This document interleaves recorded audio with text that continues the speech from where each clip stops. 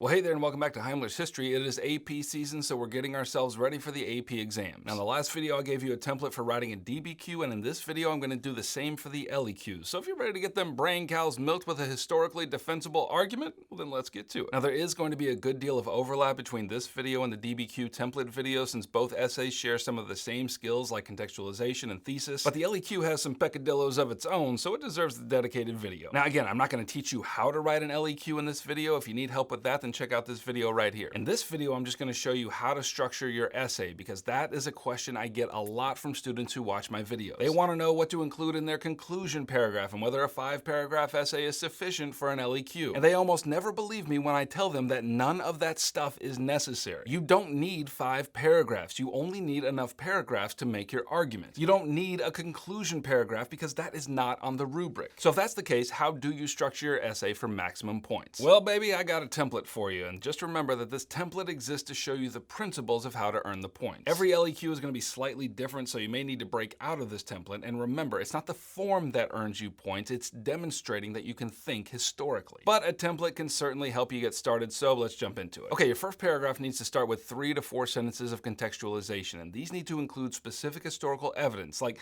actually name that evidence, along with some explanation for why these examples of the larger historical context are important to your argument. Then you need to end that paragraph with your thesis, which should be no more than 2 sentences. Your thesis has to be an argument, and it has to be historically defensible. Now, just like in your DBQ, you're going to need to develop a roadmap of your essay within your thesis. And what that means is you're going to establish the categories of your argument. And just for poops and giggles, let's say your argument and therefore your thesis has 2 parts, social and political. Okay, those will be the topics of your 2 body paragraphs. So start your first paragraph with a topic sentence that sets the theme for that paragraph. And for this, you can just steal your topic from your thesis. Topic sentence 1, X caused significant social change during Y period. And now you have to introduce some evidence to prove that. And the evidence you bring has to be specific, like actually name something, use a noun. And in order to get full points, you have to use a minimum of 2 pieces of evidence. But I would suggest that you use more than that. Aim for 4 pieces of evidence. So that means your paragraph would continue like this. One example of a social change is vocabulary word. Then you're going to tell me what that vocab word is, which is to say, define it. And then add one more sentence showing how that proves your topic sentence and by default your thesis. Then do that whole thing again for your second piece of evidence. So in summary, for each piece of evidence, you need to name it, explain it, and analyze it. And that's the basic format you need to follow to earn full points. Now, that last point, the complexity point, is very difficult to earn, and very few students earn it, but you don't have to in order to get a 5 on the overall exam. But if you're the kind of person who wants to earn it, then make sure that you are armed with a lot more evidence. You're gonna need to use evidence that supports your thesis and evidence that might contradict it, but then you show how the evidence for your thesis is a better argument. Again, like I said in the DBQ video, the only reason you should be aiming to get the complexity point right now at this point is if it's the only point you've been consistently missing. Otherwise,